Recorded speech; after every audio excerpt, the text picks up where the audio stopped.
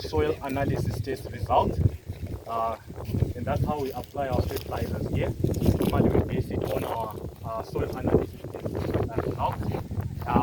Then we came in with a disc harrow to fine-tune our tills, because after chisel plowing you'll be having a lot of clods, and therefore you can't plant into the clods. You won't have good germination, and your soil seed contact will be very poor, and that's why we had to come in with the disc harrow. And as you noted, if you are moving around the sheds, our disc harrow has got a roller behind. So in other words, we have reduced our operations. Instead of disking and coming back with the roller, that implement that you saw is a double action. It does the disking and comes back breaking the cloth, which it saves on time and also saves on operations, minimum operations in other words. Then we came in with our top dressing. Our top dressing, we're using the 62823 at 450 kgs per hectare. And our seeding rate, we were at 27 kgs per hectare. As you can see, our spacing is a little bit closer. It's because of our targeted plant population. We are targeting at 70,000 plants per hectare to achieve a 10-ton crop. Of course, seasons they vary and they we've had a range. We've taken it as low as 7 in some places. Sometimes we get 9, 10. But we don't raise our hopes too high, even beyond where we know that we can't reach. But we're aiming at 10 tons per hectare. And so far, since the previous crop was maize, we had to come in with 100 kgs of urea for stover management to cater for the negative period. In other words, to assist our microbes during the breaking down of the stover, so that we won't have a situation whereby the microbes will be utilizing our nitrogen from our compound. Therefore, it will actually reduce our input of nitrogen to our crop. That's why we normally cater it with 100 kgs of hectare of urea, so that what we have applied specifically for the crop, the nitrogen that we have applied specifically for the crop, won't be utilized by the microbes in breaking down the stover. Then furthermore, we applied our pre-emergent herbicide, which was our Frontier Optima. Sure some of you be interested at the rate 1.4 liters per hectare to knock back the broad-leaved weeds and some of the grasses. Then also soon after our 30mm irrigation, the germination irrigation. And the reason why we apply, I'm sure some of you might raise up this question, why we apply 30. We'll be trying to raise up our soil to field capacity. Normally when we hit 30, we normally bring the soil up to a field capacity. Then we maintain the moisture within our depth, our planting depth. In other words, we don't want to run out of moisture within our planting depth. And here we're ranging from 4 to 5 centimeters, depending with the hardness and softness of the soil. Where it was a bit soft, it was going a little bit deeper, 5 centimeters. Where it was rocky, a bit shallower, 3 to 4 centimeters. Of course, not much has been done, but the focus of our program, we've got our fungicide program, of which we'll be watching out for the fusarium and also the diplodia in the cobs. Our fungicide program is as follows. We've got our twist at day 45 as a preventative and control measure for fungal diseases, and our twist normally applied at 150 mils per hectare. You know that costly wise the expense will go up. Yeah, what concoctions are you using? On foliar, we've got a rotational of indoxacarb. Then we come in with emamectin benzoate. Then we come in with ketchup.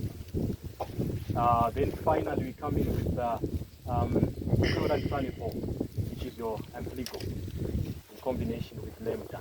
Ampligo is expensive, eh? Very expensive. So what we do is that normally we apply it when we are at grain field. Yeah, because we know that, especially on the feed maize in particular, that's where we thrive. And then we have got also feed processing. We do process our own feed. The feed mixture that I gave you is our farm-based mix.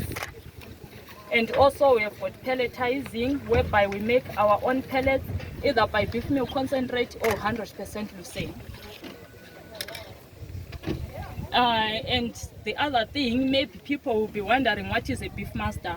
A beef master is a 50% Brahman, 25% shorthorn, and 25% Hereford. And we chose to focus on beef master pedigree because of their special qualities, like good carcass quality, high fertility, and also high winning weight.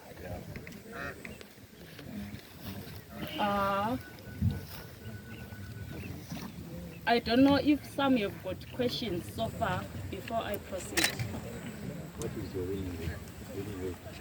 Our winning weight ranges from 220 to 225, and our winning weight from our crosses, Beef Master and Brahman Indigenous Cross and Pedigree. Cut off our irrigation, and we adjust. It's a series of continuously monitoring our moisture, but we're hoping that maybe 2 to 3 weeks time we should be able to start combining. Our planting rate was a combination of the Vicon and the drill, and we planted at 200 kgs per hectare using the drill, and also 220 kgs per hectare using the Vicons. Our targeted plant population was at least 300 to 400 plants per meter square, and to achieve a final yield of 7.5 tons per hectare. Then with our planted area, the total overall of the wheat, that is 267 hectares. We are looking at something roughly around about approximately 2,000 tons overall. Yeah.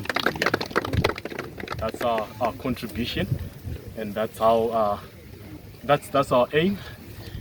Yeah, things might. I see people getting their calculators 520 times 2,000. You guys, please don't do that.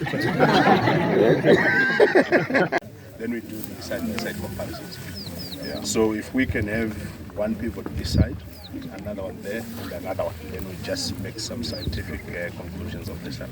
Yeah, especially with this variety, because you can see it's not lodging. It is. Yeah, but look at the degrees, not that bad. Take it to P7. You are marketing. One the real things, man. Yeah, but we can still try to go up. It's 220, it's really at the extreme, you know. Yeah, I know you'd want to sell more seed, but I think 220 is too much. And that's the reason why don't stop your 220 next season. Just do your 220, but on the other halves of the center pivots. Then you do 150, 180 on the other half. Then you make some comparisons with regards to measure. Yeah. And also the yields out there. So, but from my experience on our farm, we do a max of 170. Maybe it depends on the altitude. I don't know, but I think 170. Which is very crucial. The higher the better, and then birth weight, the lower the better for calving is. And then we look at their weight of the winner's weight.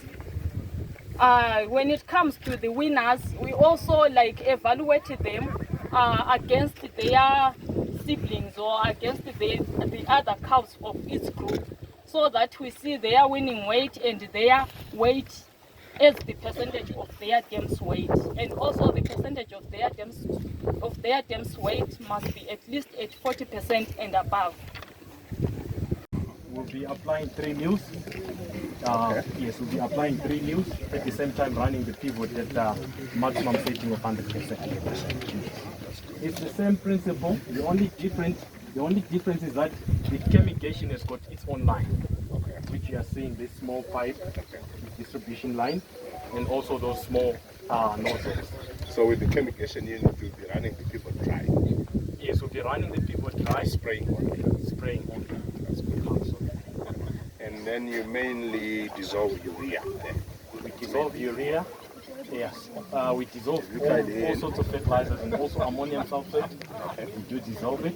MOP. That's your potassium chloride. All sorts of top dressing fats that we apply, we dissolve. Yes. Except for when it's MOP granule, that one takes long and it ends up slimy and starts blocking the filters and the nozzles, and then the distribution won't be quite good.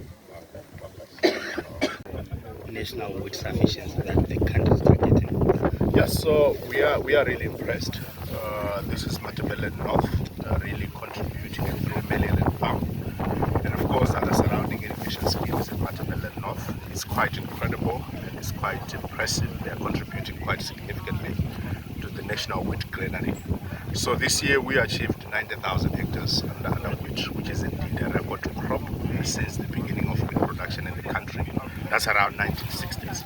So we are projecting about 420 up to 430,000 metric tons. And this is actually against the national annual requirement of 360,000 metric tons. So we are actually forecasting and predicting and projecting a bumper harvest this year. And we are projecting some massive surplus. And currently we are sitting with stocks to the tune of 137,000 metric tons currently in our granaries. So in addition to the 420, 430,000, so that will be more than 570,000 metric tons. And this is actually against the national annual requirement of 360,000 metric tons. So last year in 2022, we managed to set up for the first time in many years. In fact, since the beginning of wheat production in the country, we managed to set up strategic wheat reserves for the first time. And we are going to bulk it up, we are going to beef it up, obviously, as we harvest this year's winter wheat crop. So we are really impressed, and especially in light of the 3 C's challenges, that is climate change, which is hitting us hard, as well as the geopolitical developments and conflicts in Eastern Europe, which is also hitting us hard. The COVID-19 reality is disrupting our global supply chains and logistical chains. So as a country, we needed to look inward. And therefore, we have the import substitution thrust, and we have quite a number of programmings around the import substitution thrust. And more fascinating is the fact that the private sector, they are indeed coming on board in terms of supporting government's thrust in terms of import replacement and import substitution. So this year we had the FCCA consortium, which is the Food Crops Contractors Association consortium, coming on board and contributing about 25,000 hectares under wheat. So all in, that's more than 120,000 metric tons of wheat contribution by the private sector, the millers, the processors, and so on. But also, and quite fascinating again, is the fact that banks are coming on board to support government's thrust in terms of import substitution and import replacement.